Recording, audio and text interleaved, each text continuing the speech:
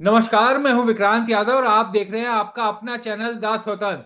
कल विधानसभा चुनाव के नतीजे आए जिस पर पूरे देश की निगाहें लगी हुई थी।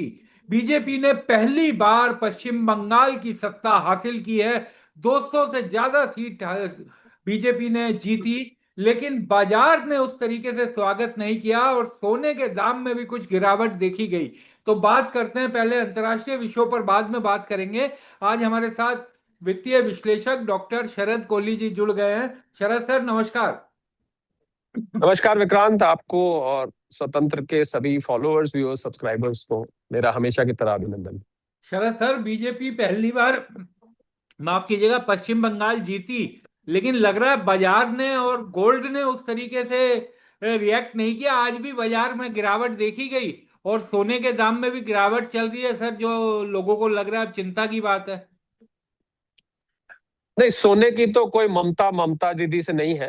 पहली बात तो मैं ये स्पष्ट करना चाहूंगा, सोने चांदी का कोई ममता न भारत से है न ममता दीदी से है। सोना चांदी तो अंतर्राष्ट्रीय कारणों से चलते हैं। खैर, उस पर आते हैं, पहले बाजार की बात करते हैं। देखिए, जी। नतीजे कल ही आ गए थे। देखा जाए तो रात को तो एक औपचारिक घोषणा होती है, थोड़े बहुत 5-7 सीटें आगे पीछे होती हैं, आपको पता ही है, जब फाइनल रिजल्ट ऑफिशियली डिक्लेयर होता है। पर रुझान आने तो आजकल तो ईवीएम होती हैं, तो आपको रुझान तो 1 घंटे में ही, 2 घंटे के अंदर सारा आगे होता था। रात रात तक रिजल्ट आते रहते, अब तो 2 घंटे के अंदर इलेक्शन सारा रिजल्ट निपट भी जाता है। देखा जाए तो आधिकारिक तौर पर शाम को आता है।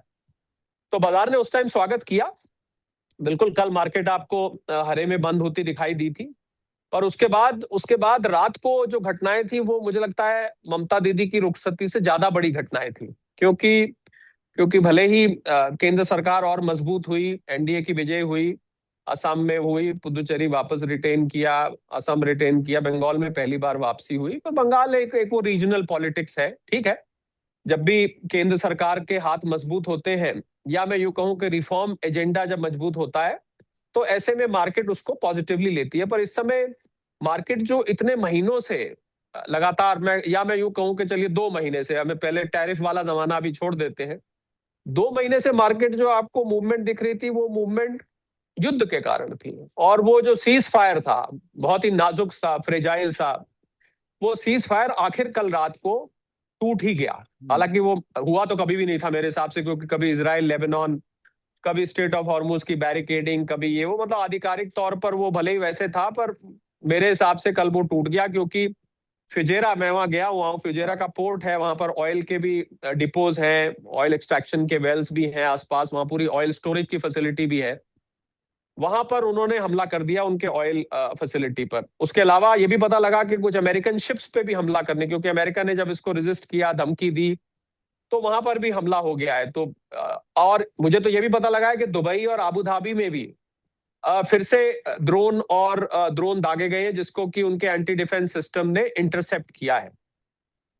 तो कुल मिला के देखें तो वही जो आज से 25-30 दिन पहले जो जो हर्ष था, वो करीब करीब वापस आता दिख रहा है। इधर दोनों तरफ से ट्रंप साहब ने धमकी दे दी, ट्रंप साहब कह रहा हूं, क्षमा करें, फिर ट्रंप ने धमकी दे दी कि हम तो नक्शे से मिटा देंगे। हम्म। ठीक है, कभी सभ्यता खत्म कर देंगे, कभी नक्शे से मिटा देंगे। पर ईरान की भी मैं भर्त्सना करता हूं, क्योंकि भारतीय उस शिप पर मौजूद थे और भारतीय उसमें घायल हुए हैं। और ईरान भी बहुत ही गैर जिम्मेदाराना हरकत कर रहा है कि वो ऐसे व्यक्तियों को टारगेट कर रहा है जिनका इस युद्ध से कोई लेना देना नहीं है। तो मुझे ऐसा लग रहा है विक्रांत, जो कहीं बीच में कभी कभी ऐसा लगने लगता है कि युद्ध शायद शांत हो जाए, ये प्रस्ताव आ रहा है, वो प्रस्ताव आ रहा है, तुम मुझे यूरेनियम दे दो ठाकुर, और हम ये नहीं देंगे ठाकुर, ये सब जो चलता रहता है वहां पर ड्रामा, हम्म। वो उस ड्रामे के बीच में युद्ध फिर शुरू हो चुका है। तो आप अब आते हैं, तो इसलिए मार्केट ने आज उसको, हालांकि सुबह मार्केट ज्यादा डाउन थी, उसके बाद थोड़ा मार्केट ने रिकवर किया। कल बड़े दिनों बाद विक्रांत, मैं बताना चाहूंगा, जी। मार्केट में विदेशी संस्थागत निवेशकों की वापसी हाँ। हुई और करीब 28-29 करोड़ उन्होंने बाइंग करी। हालांकि इसमें मैं अडानी ग्रुप की एक कंपनी में 7,000 करोड़ के, उन्होंने 7,000 करोड़ के आसपास के उन्होंने शेयर्स लिए हैं। तो नेट मिला के देखें तो शायद सेलिंग ही हुई होगी। पर चलिए, पॉजिटिव में क्लोज हुए तो हम पॉजिटिव मान लेते हैं।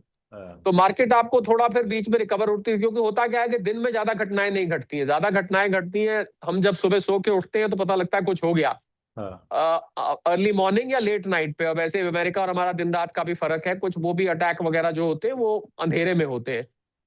तो दिन में मार्केट ने थोड़ा सा उसको दरकिनार करके फिर हम करीब निफ्टी की बात करूं तो 70-80 पॉइंट, सेंसेक्स जो है 250 पॉइंट के आसपास इर्द गिर्द जो है वो नेगेटिव में बंद हुई है, क्योंकि कच्चा तेल, अब आते हैं मेन मुद्दे पर, कच्चा तेल फिर क्रूड ऑयल 113-114 डॉलर तक पहुंच गया सुबह, आपने देखा होगा, हाँ। जो कि 106 डॉलर आ गया था।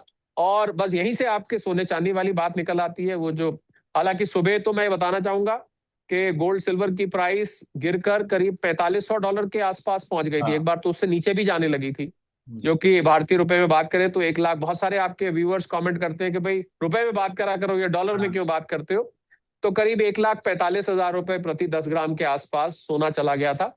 उसके बाद फिर रिकवर करके अब लगभग 1,49,000 1.5 लाख के आसपास फिर से, क्योंकि इस समय जब हम बात कर रहे हैं, इस समय दिन के 3:45 हैं, और आज आज 5 मई का दिन है। लोग कहते हैं भाई आप डेट डाल, स्टैम्प हाँ। करा करिए अपनी बात को, क्योंकि लोग, तो इस समय लगभग 4500 डॉलर के आसपास सोना खड़ा हुआ है, चांदी भी आपको 71-72 डॉलर के आसपास दिखाई दे रही है।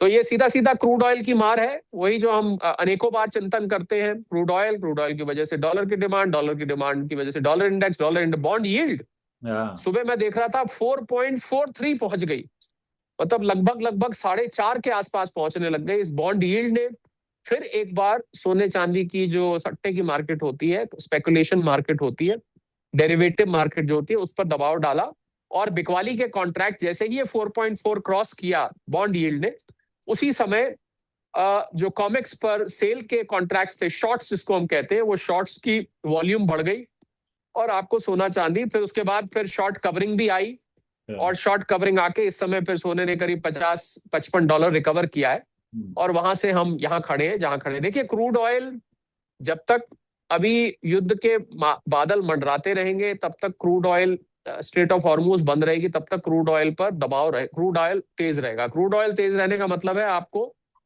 सोने चांदी पर दबाव बना दिखता रहेगा, जो हम कई बार बात कर चुके हैं, और आपको वो सीधी रिश्तेदारी इस समय दिखाई दे रही है। सर, फुजेरा की जो आपने बात की, हमले की, उसमें 3 भारतीय भी घायल हुए, लेकिन ईरान की तरफ से एक बयान में देख रहा था कि आया, उसमें कहा गया कि यह हमला उन्होंने नहीं किया। लेकिन इस हमले के कारण अब स्थितियां तो गंभीर होते हुए दिखाई दे रही हैं, और इसका असर सीधा कच्चे तेल पर दिखाई भी दिया, जिस तेजी से रेट बढ़े तेल के। बिल्कुल, देखिए जब भी पहले ही स्ट्रेट ऑफ हॉर्मूज बंद है, हम्म। और यूएई ओपेक से निकल चुका है, हालांकि ओपेक ने प्रोडक्शन बढ़ाने की बात भी करी, पर इस प्रोडक्शन बढ़ाने का भी कोई असर नहीं हुआ, हम्म। क्योंकि प्रोडक्शन बढ़ा के करेंगे क्या, आप सारे के सारे देश तो वहीं पर है, आप प्रोडक्शन बढ़ा भी देंगे तो इसको निकालेंगे कैसे हाँ। वहां से, आपका रास्ता तो वही है ले जाने का। हम्म। तो ओपेक नॉर्मली जब ओपेक प्रोडक्शन बढ़ाने को कहता है, ओपेक और ओपेक प्लस, जो लोग, जो आपके फॉलोअर्स व्यूअर्स सब्सक्राइबर्स ओपेक नहीं समझते, मैं उनको बता दूं कि oil producing and exporting countries, oil producing and exporting countries plus, ये एक पूरा ग्रुप है जो कि ऑयल कार्टेल इसको बोलते हैं, जो कि ऑयल की कीमतों को और इसकी सप्लाई को कंट्रोल करता है। इसके बाद ये कीमत फिर कमोडिटी मार्केट्स में ट्रेड की जाती है, और वहां पर स्पेकुलेशन के बेसिस पे आपको कीमतें ऊपर नीचे आती हुई दिखाई देती हैं, जैसे जैसे लॉन्ग और शॉर्ट कॉन्ट्रैक्ट्स बिल्ड होते हैं।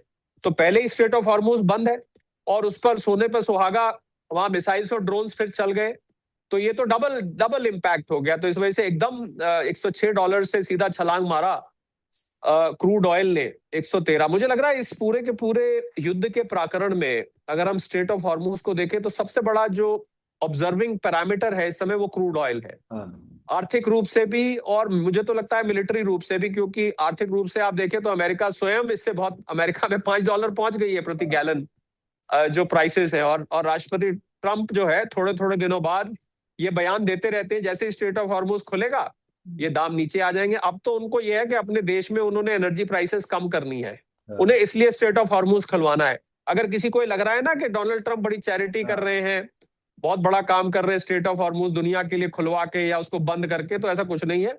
इसके पीछे उनका स्वार्थ है, क्योंकि अपने देश में क्रूड की कीमतें जो है, ऑयल की कीमतें, गैस की कीमतें वहां पर चढ़ चुकी है, एनर्जी कॉस्ट बढ़ चुकी है, जिसकी वजह से वहां पर लगातार महंगाई फैल रही है। आपको पता है अमेरिकन फेड ने रेट में कोई बदलाव नहीं किया, कोई चेंज नहीं किया। जेरोम पावल की आखिरी ये फेड की मीटिंग थी, इस महीने वो रिटायर हो जाएंगे, केविन वॉश उसकी जगह आ जाएंगे, देखे वो आके क्या करते हैं। ट्रंप के मोहरे हैं, आके रेट घटाते। खैर रेट घटाने का तो, अगर रेट घटाएंगे तो मैं समझता हूं इससे बढ़कर अर्थशास्त्र का मजाक नहीं उड़ सकता, कि अगर आप इतनी बढ़ती हुई महंगाई में और रेट घटा दें तो साफ पता लगेगा कि कितना फेडरल रिजर्व जो है, फेडरल गवर्नमेंट जो है वो फेडरल रिजर्व में दखलंदाजी कर रही है। और मैं आपको एक बात और बताऊं, अगर अमेरिकन फेडरल गवर्नमेंट ने यूएस फेडरल रिजर्व को, अमेरिकन फेडरल रिजर्व जिसको वहां का सेंट्रल गवर्नमेंट कहते हैं, जैसे भारत में आरबीआई है, अगर इस फेडरल रिजर्व में दखलंदाजी करी तो इससे एक और बात होगी जो कि सोने चांदी के लिए अच्छी होने वाली है। अब आप कहेंगे क्या, ये क्या कनेक्शन हुआ भाई, जी सोने चांदी का इससे क्या लेना देना है? क्योंकि आपके आपके जो हमारे ज्यादातर दर्शक फॉलोअर भी व्यूअर्स हैं जानना वो, चाहेंगे। हाँ, हाँ आपके सोना चांदी के बहुत शौकीन हैं यहाँ पर, बहुत निवेशक भी हैं जिन्होंने रखा हुआ है, लेना भी चाहते हैं, बहुत कीनली वो लोग फॉलो करते हैं। तो अगर केविन वॉश के आने के बाद, मैं पूरा बात फिर से दोहरा देता हूं, अगर केविन वॉश के आने के बाद फेडरल गवर्नमेंट ने, यानी कि ट्रंप एडमिनिस्ट्रेशन ने फेडरल रिजर्व में दखलंदाजी देने की कोशिश करी या उन पे दबाव बनाया कि आप रेट को घटाइए, तो इसका नतीजा ये होगा कि अमेरिका के जो ट्रेजरी बॉन्ड्स है उन पर जो बचा कुछ लोगों ने निवेश किया हुआ है, लोगों से मेरा मतलब या देशों से है, वो भी इसमें से निकालना शुरू कर देंगे। क्योंकि जब जब फेडरल रिजर्व में सरकार की दखलंदाजी होती है अमेरिका में, तो इसको बहुत खतरनाक माना जाता है और जो यूएस ट्रेजरी बॉन्ड्स की सेफ्टी पर प्रश्न चिन्ह आ जाता है कि सरकार कल को दखलंदाजी करके कुछ भी कर सकती है, उनका जो निवेश है वही खतरे में आ सकता है। तो जैसे ही ये दखलंदाजी होगी, जिन देशों ने वहां निवेश किया हुआ है, विक्रांत ध्यान दीजिएगा, वो देश और रफ्तार से ट्रेजरी बॉन्ड्स को लिक्विडेट करना शुरू कर देंगे। और अगर वो लिक्विडेट करते हैं, अब यहां सोने चांदी की बात आती है, अगर वो लिक्विडेट करते हैं तो इससे आपको वो जो पैसा वो निकालेंगे वो सीधा का सीधा सोने में जाने वाला है। तो सोने में आपको तेजी जाए, तो मैं तो, अब ये एक ऐसी बड़ी अजीब परिस्थिति है विक्रांत, समझिए इसको, कि अगर रेट घटता है तो सोना चांदी ऊपर जाता ही जाता है। ये तो आप जानते हैं कि फेड रेट घटाता है।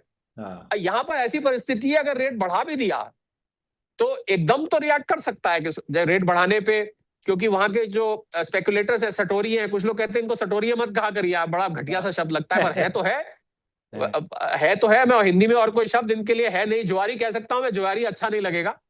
तो वहां के जो सटोरिये हैं वो तुरंत जैसे ही रेट नीचे जाता है तुरंत लॉन्ग कॉन्ट्रैक्ट्स लेने शुरू कर देते हैं।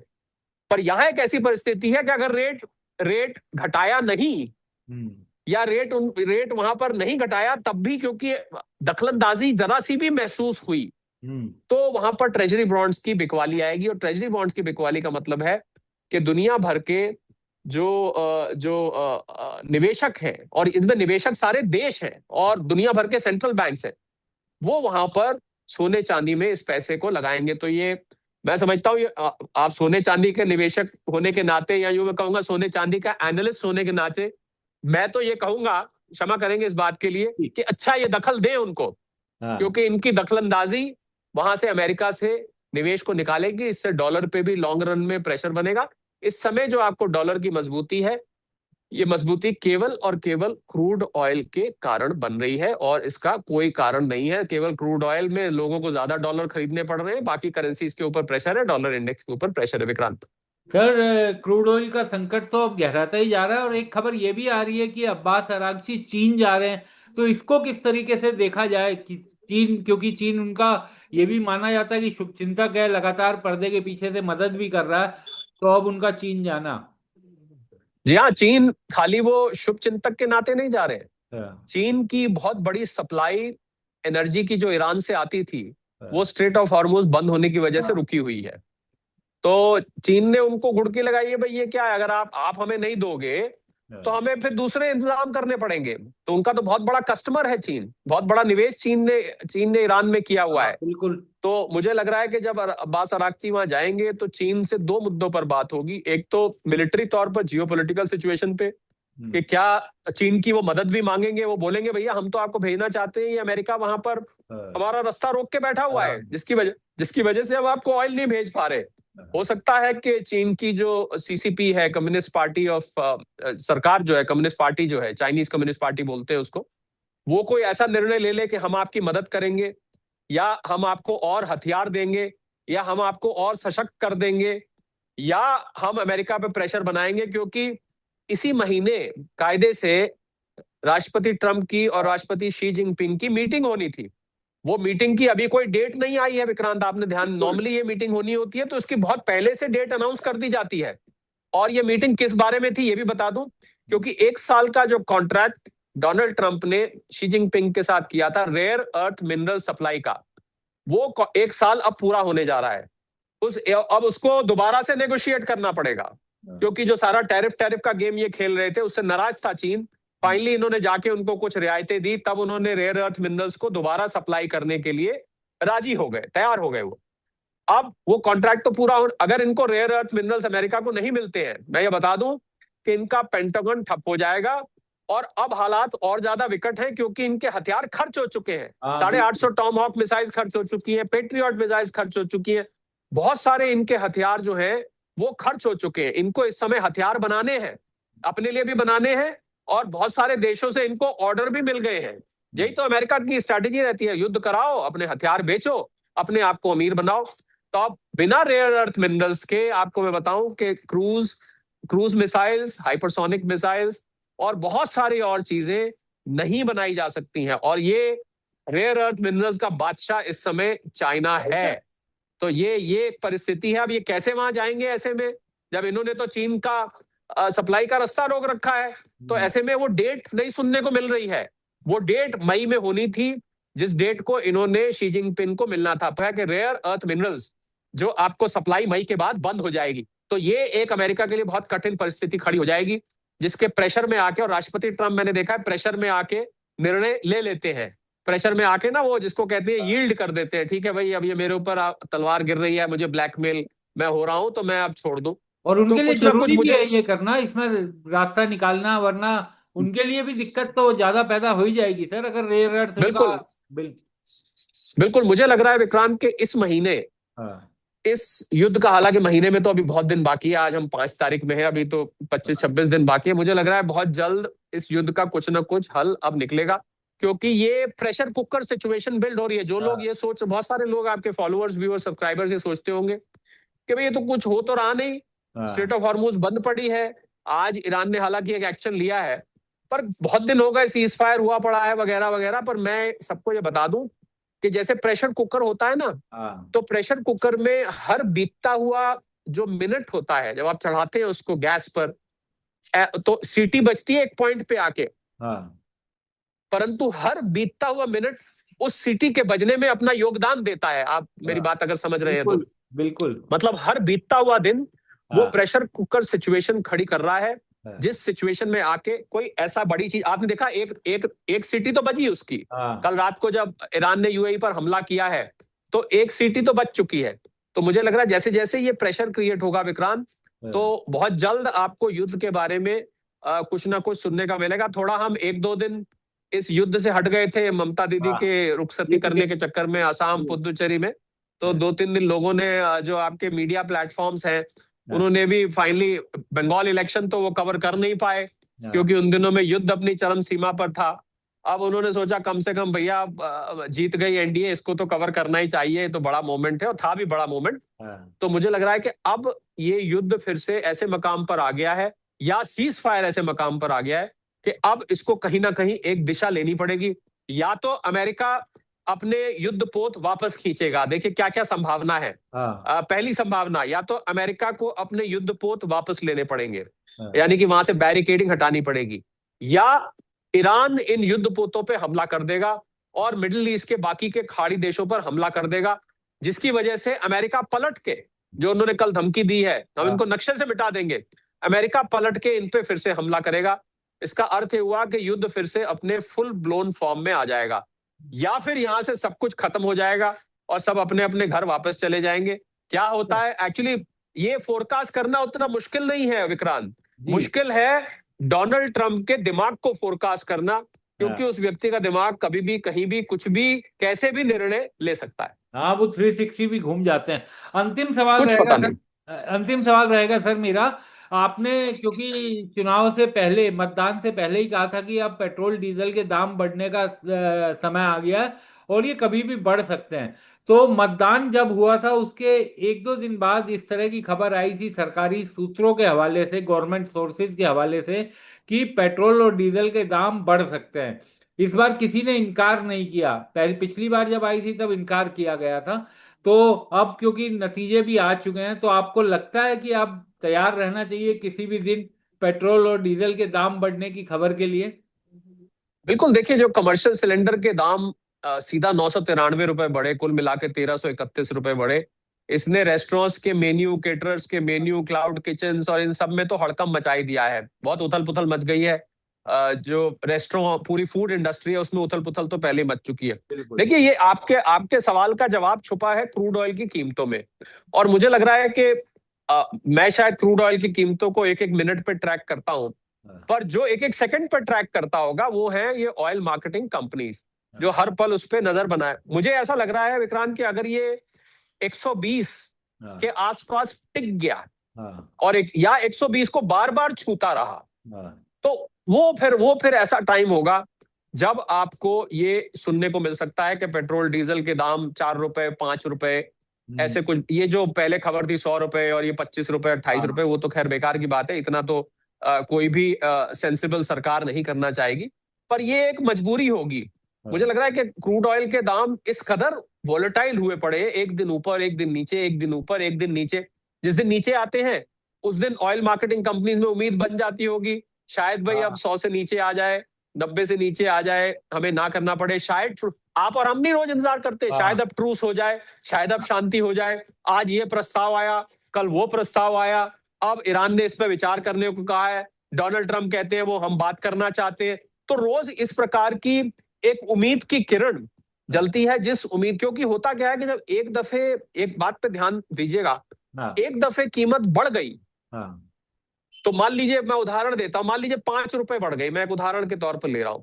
तो ये नहीं कि क्रूड के दाम मान लीजिए 120, $115 है और 5 रुपए बढ़ा दी। मैं एक हाँ, काल्पनिक, एक हाइपोथेटिकल सिचुएशन ले रहा हूं। जी, और कल को क्रूड के दाम 105 आ गए। हाँ, ये नहीं होने वाला कि वो 5 रुपए बढ़ के अब लो भाई 3 रुपए इसमें से घटा देते हैं, ये इतनी जल्दी नहीं हो पाएगा, हाँ, क्योंकि इनके जो लॉसेस हैं ये पाइल अप हो रहे हैं।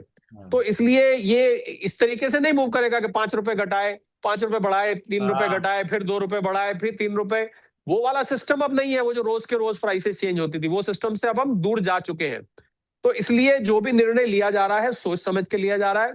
और मुझे ऐसा लगता है विक्रांत के इस निर्णय में नेशनल स्टैटिस्टिकल ऑर्गेनाइजेशन, वित्त मंत्रालय, हाँ, पेट्रोलियम मिनिस्ट्री और स्वयं प्रधानमंत्री जी का जो कार्यालय है वो भी इन्वॉल्व होगा, क्योंकि ये एक ऐसा निर्णय है जो कि आम आदमी को सीधा हाँ, प्रभावित करेगा। और और हमारे देश में जहां तक बात इलेक्शन की है विक्रांत, इलेक्शन भले इन 5 राज्यों में खत्म हो गए हो, पर अगले साल पंजाब और उत्तर प्रदेश, दो बड़े इलेक्शंस उत्तरी भारत में हमारा मुंह देख रहे हैं। तो हाँ, ऐसा नहीं है कि ये लोग जो कह रहे थे भाई इलेक्शन खत्म होते ही बढ़ जाएगी, तो मैं उनसे ये कह रहा था कि भाई क्या मतलब, ये आखिरी इलेक्शन है क्या? हाँ, आगे कहीं इलेक्शन ही नहीं होने क्या? यहाँ तो इलेक्शन हमेशा ही चलते रहते हैं। तो ऐसे मतलब हर एक चीज को हम राजनीतिक चश्मे से देखें और कहें कि भाई तो इलेक्शन तो अब बीते हुए हो चुके हैं, अब तो मुख्यमंत्री की तलाश करी जा रही है बंगाल में, तो अब तक तो बढ़ जाने चाहिए थे।